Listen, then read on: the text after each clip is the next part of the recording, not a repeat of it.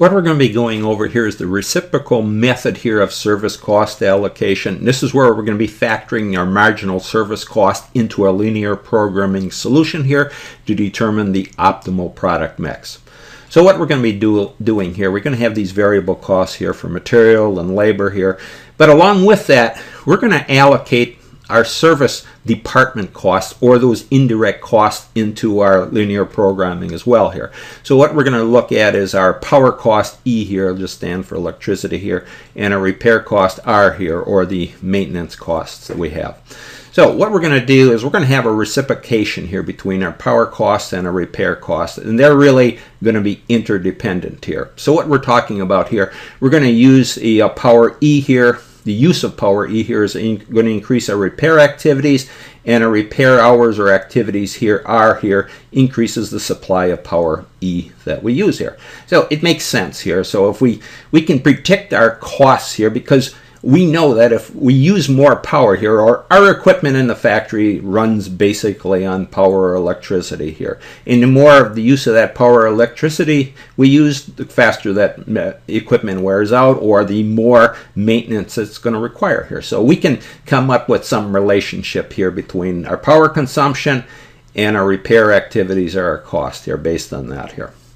So what we're going to have here for that power and our repair here, I got some unit cost here. I'm just showing $20 unit cost here, but we also have a variable or a portion here that we're actually going to be allocating as our indirect cost, $1.80 per hour here for kilowatt hours used, and then for our repair cost we have that $5.20 here for repair hour costs here. But we also have some fixed unit amount here, but we're just going to deal with this variable portion here. Okay, so let's go and let's look at how we'd set that up. Okay, so going over here to a supply and demand matrix here. So what we're going to have here, we're going to really have two different products, product P here and product Q here. And what each of those products are going to have on a per unit basis here. They're going to consume some machine time A and machine time B here. And then they also have that material M here and labor costs as well here on a per unit basis. But this is what we're going to be concentrating on, that power E here and our repair cost R here. That P and Q also have some unit amount that they're consuming of both of those here. But this is where this interdependency comes in, or this reciprocation comes in here. We're going to have a demand here. For example, our power E here and our power R and our repair cost R here are going to demand some of, and that's the demand here, they're going to demand some of the supply here of power E and repair cost R here. And what we're going to be looking at is that relationship here, just to make a point here. When we set up that demand supply amount, you want to set it up as some percentage of a unit of 1 here for your interdependencies. Okay, so let's go and let's look at how we have that here. Okay, so we have a relationship at all product levels here. It's really a linear relationship that we came up with using some statistical analysis and so forth. So really, we got two different things we want to look at. We're going to have a self-service amount here, and then we have the reciprocation that we talk about between our power E here and a repair cost R. So let's just look at it in these terms here, and these are the numbers that we're going to be using for our example here. So our supply here is shown here for E, power, and R, our repair costs here, and then our demand here is for E and R as well here. So our power E here is going to be supplying 10% of the demand here for E here. It kind of makes sense here. So to run your electrical or your indirects here for your power, you're actually it's going to cost you, say, 10% of whatever you're supplying here. All right, and then and just continuing on with our E demand here, our supply here R, or our maintenance costs here, our repair costs, are going to be based on 30% here of the power E that's being supplied here, only because we had that relationship that we have here, because we know that the more power we use here, the greater our repair costs are going to be, because the equipment in the factory uses that electrical power in this case here. Okay, so we've taken care of that. Now just moving over our demand side for R here, our repair costs are going to demand, again, in this case, 20% of the electrical supply or this power that we're supplying. And then for our supply here of R, repair versus our demand here of R, I'm just showing it as a 0% here. But you could have some percentage in here as well here. But the key is you got this reciprocation between your demand here for E and your supply here for E, and also the demand for E and R here and your supply for E and R here. That's the reciprocation. And that's self-service, just to point out, that's all. You might look at it in those terms as well here at 10%. You could have some self-service between your repair costs here, but I'm just using it as a 0%, just to point out that here and see how you'd handle it.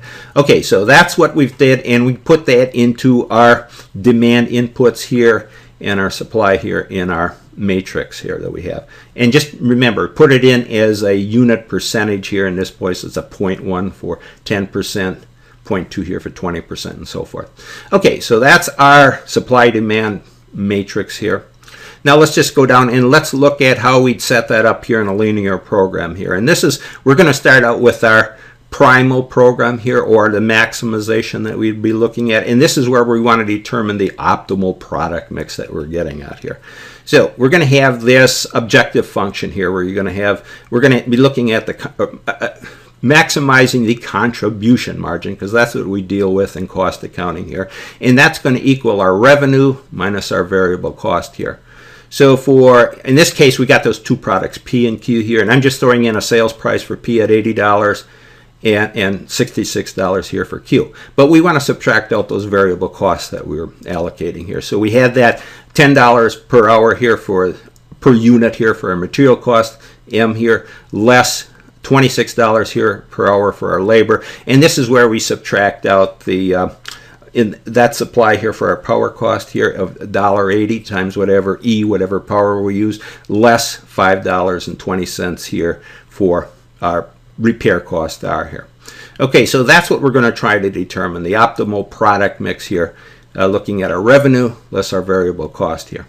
Okay, so setting up our maximization here, our primal program here for our capacity constraints. Again, our supply, I'm just showing it in our rows across here. Remember, just take it right off your that matrix that we have here for our demand and our supply here. And then we have for machine A, machine B, material M here, labor and power and repair here. And then we got the demand here for product P in product Q for each of those supplies here. But then we also want to look at the demand here, and this is key when you're setting up your linear program, demand for M, material, labor, power, E here, and R here. So first off, you want to look at your resource or supply. In this case, we got really two constraints here. We got 150 machine hours here for machine A, that's the capacity for machine A, and 50 hours here for the capacity for machine B. So those, we have to set up our constraints here for whatever consumption we have here by P and Q for those has to be less than or equal to 150 and 50 here respectively. But now we're going to get down to our material. Let's look at that material first here. So that's, we got our unit amounts here for P and Q, but what we want to do for all of these indirect or all of these variable costs here, we don't want to have any more than we actually need here for material, labor, power, and repair here. So we're going to set those equal to 0 here for our resource supply. And really what we're trying to do is we're going to convert an inequality into equality here, just to make a point of it if you're not familiar with your linear programming here. And to do that, what we do is we just subtract a unit of whatever material we're using, a unit of 1 here, we're going to subtract it from what we're supplying here to item P and Q here, such that we come up with a 0 amount here. We don't want to order or have any more material. We just need the actual material that we need here. And the reason we're doing that, if you go up here to your equation here, remember all those variable costs are being subtracted out from your revenue amount here. So you don't want to have too much of any one of these variable amounts here. You want to have just the exact amount that you need here, because if you have more here, you're going to be reducing your contribution margin here. So the goal is to come up with a zero, you don't want any additional amount here. So that's why we're making that, you use only the amount that you need here. So that's why we're adding this this constraint here. We're making it an equivalent or an equal to by subtracting. For our material, we have a unit of 1 here for our M demand here. I'm just showing you we got the demand, M, L, E, and R here, just tracing those down. Same for our labor. You want to add in a surplus variable, as they might call it here. You want to come up with, subtract out whatever your labor you're using here from whatever you're consuming here for or supplying here to units P and Q. But then we get down to this power here, E here, and a repair cost R here. So this is, you want to look at it, you want to take those right off that matrix that we're dealing with here. So just fitting those into our equation here for R, we had that 2/10 here. So just put that into 2/10 here for your demand R here for power E here. But then this gets to the point you have to make it here with this power E. You got what, a 1/10 or 10% here.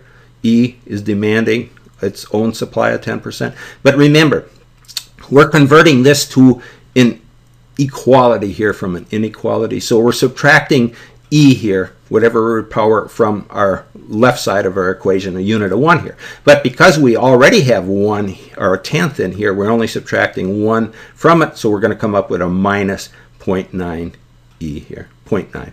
So just to make that point here. So whatever, you work off your matrix here, but remember when you're making that subtraction, you have to make the correction here when you're coming in, and you have to you can only subtract out the amount that you actually are when you make your inequality here from 1 to whatever setting. And then the same for your repair costs are here. Just take that right off your matrix, that 30%, that's just plus here, 30% plus whatever you're for P and Q that you're demanding here. But then you're subtracting out that, in this case, we have a 0% of our interdependency here, R, between our repair costs. So we're going to subtract out the whole unit of 1 here for our repair costs here. Okay, so that's how you set up your maximization here, where you're going to maximize your total contribution margin here. So that's setting up your primal here, and then make sure all your values here, P, Q, M, L, and R, are all greater than or equal to 0 here. Okay, so then you would run your program here, and you're going to come up with some amount here for all of those different variables that you're looking at. All right, so that's what you do. But then we want to go over here, and we want to look at the case here. We want to convert that primal or that maximization problem into a minimization problem. We're going to do that and we do that here in order to come up with those due prices here, or the price that we're paying for our unit price we're paying for material, labor, and power, and repair costs, and so forth here. Okay, so what you're going to do here, really, those just to make a point of it, those constraints that we had here for our machine A and B, plus we had 0 for the other constraints. So the only constraints we're carrying over into our minimization problem here are those machine hours here for A and B that are available, that 150 hours here for machine A here, plus 50 hours machine B. So that's going to be the cost of our capacity here. So just to make, that's going to be our objective function here in our minimization problem, or the dual problem. And then for our costs, our constraints here, we're just bringing over that optimization function here for the maximization problem, the 80 cost of 80 P, or $80 here for P. That's our product P constraint here.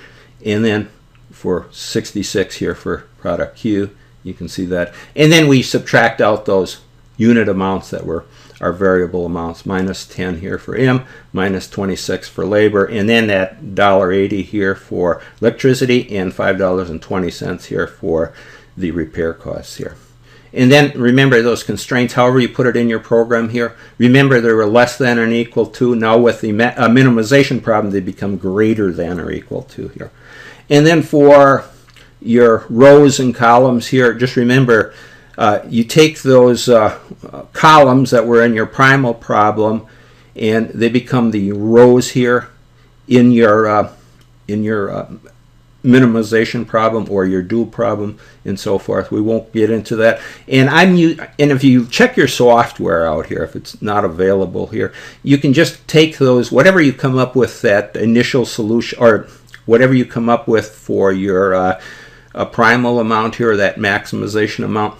And for example, I use MapleSoft. I just put those factors into, or I take whatever my primal problem or maximization problem, whatever variables and constraints I put in there, I just ask for dual, and it'll give me the dual amounts. It just converts everything over automatically. And then I can take those dual amounts here for variables and constraints and so forth, and I can set them into a minimization problem here. In just that easy here. And then I can do my conversion here. All right, so anyway, rows become columns, columns become rows, and what we really are getting down to in this case here, if we look at this minimization problem, really we have what we're trying to get at is those dual prices, or our shadow price here, the costs on a per unit basis here. And really what you're doing is, after you make that conversion, you just are trying to solve some equations here. For material and labor, you can see here, material, we've got some negative amounts here and that. But anyway, material, you can see on a per unit basis, it's $10 here per unit, and our labor here is sitting at $26 per unit based on our equality here. But then we get down to solving for power E and R here. We really have two equations and two unknowns here that we have. Remember, we have that. You can solve them by hand, but I just put them into our a solve situation here in MapleSoft, and it just gives me here E equals $4 here, and R equals $6 here. Okay, so what we have is we have the dual prices here for material, labor, and for power and repair costs on a per unit basis here. So what that's telling us here, we look at these things here. So if we have any constraint on materials or labors or powers or so forth, we can increase that or buy more of whatever that unit cost is here, providing we're going to have a greater benefit here. So for our labor, obviously we'd have to have a benefit. We'd have to, say $11, $12, $13 an hour. We're paying $10, so we have to have some benefit before we're going to add more labor. Excuse me, that was for material, and labor $26 here. So we'd have to have a greater benefit than cost. We'd have to be earning more than $26 an hour here for our labor than our cost. And same for our power E here at $4 and repair cost here at $6. Okay, so that's the way we'd set up. And then the minimization problem, or the dual problem here, is really to come up with those shadow prices here. And we also have, you can look at it as far as contribution margins here for product P and Q here. These aren't costs, but remember we had those for product P. For product P, for that last unit that we are looking at, we get a contribution margin here based on our minimization problem at $4 per unit for each product P that we're selling for each unit of P, and for each product Q, we're earning $2 here. Okay, so here's our contribution margin shown here. Here are our shadow prices or our dual prices here.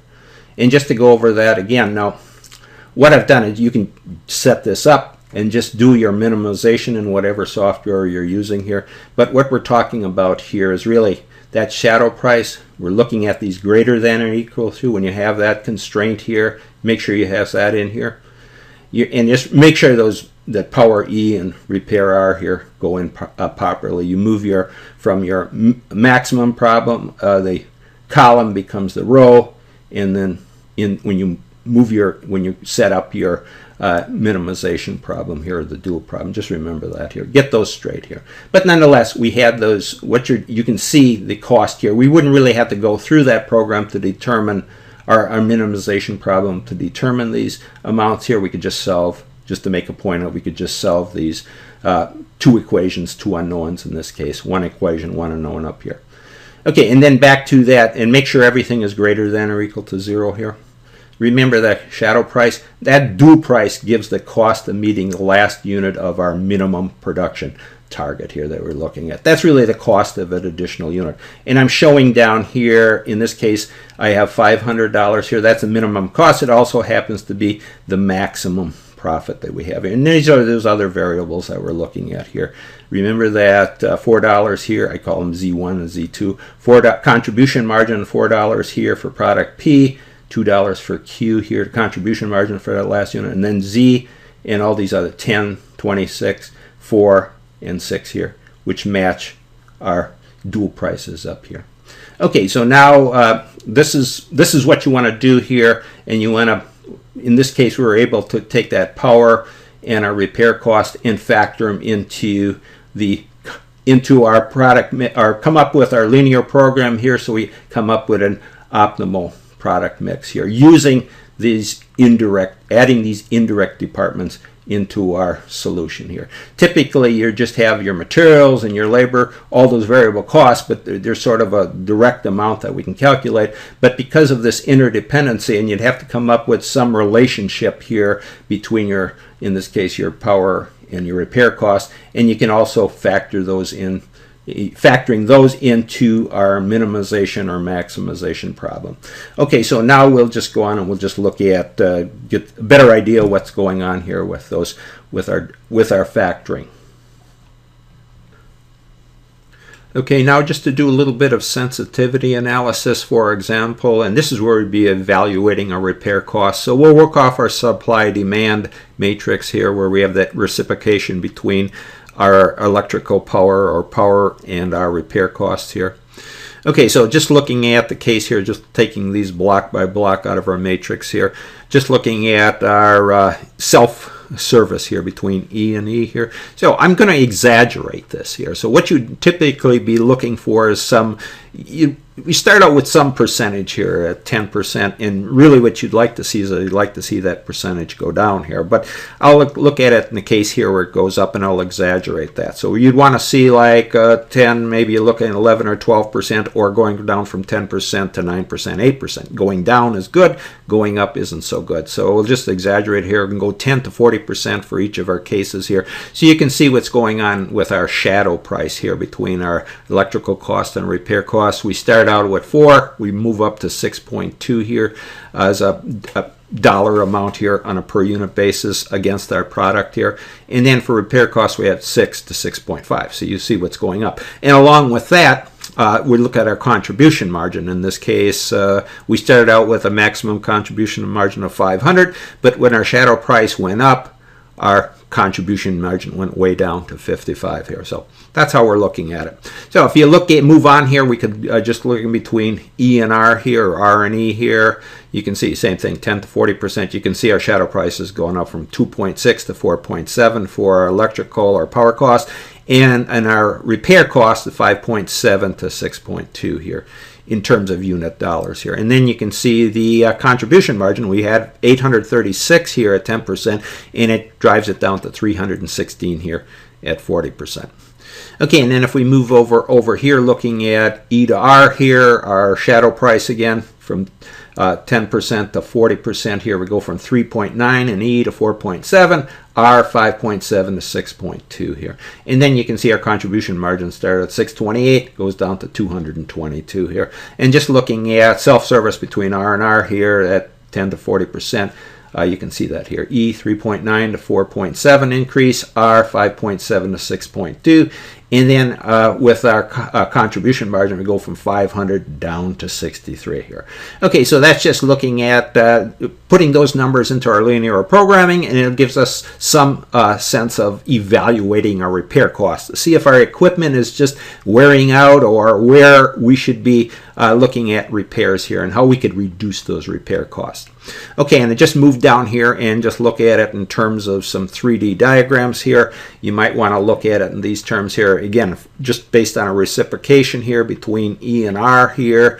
You can see our contribution margin. We can graph it out here, and then we got our shadow prices here. I'm showing in 3 dimensions for those 4 different cases we look at. So the shadow price is increasing, our contribution margin is going down. Just another way of looking at it here. And then if we move over here into our 3D diagrams here, and just to make a point here, if your software package graphs everything out, it can help you do a little bit of analysis here. But all you're going to really get with any software package, you could look at 2 different variables here. You get 2 different variables, and then you can match them against the objective function, in this case, the contribution margin we're looking at. So our maximum contribution margin, you can look at against power, against product P here, or you can look at it in these terms here. You can look at the case here where you can graph out your shadow price here for electricity against the contribution margin here. You can look at it in those terms. So I got shown here, the software package is going to show you where you've got some intersect your maximum contribution margin. This plane here represents your contribution margin, and this slices through the plane here can represent the different constraints that you have here, just to make it as an extra tool that you'd be looking at here.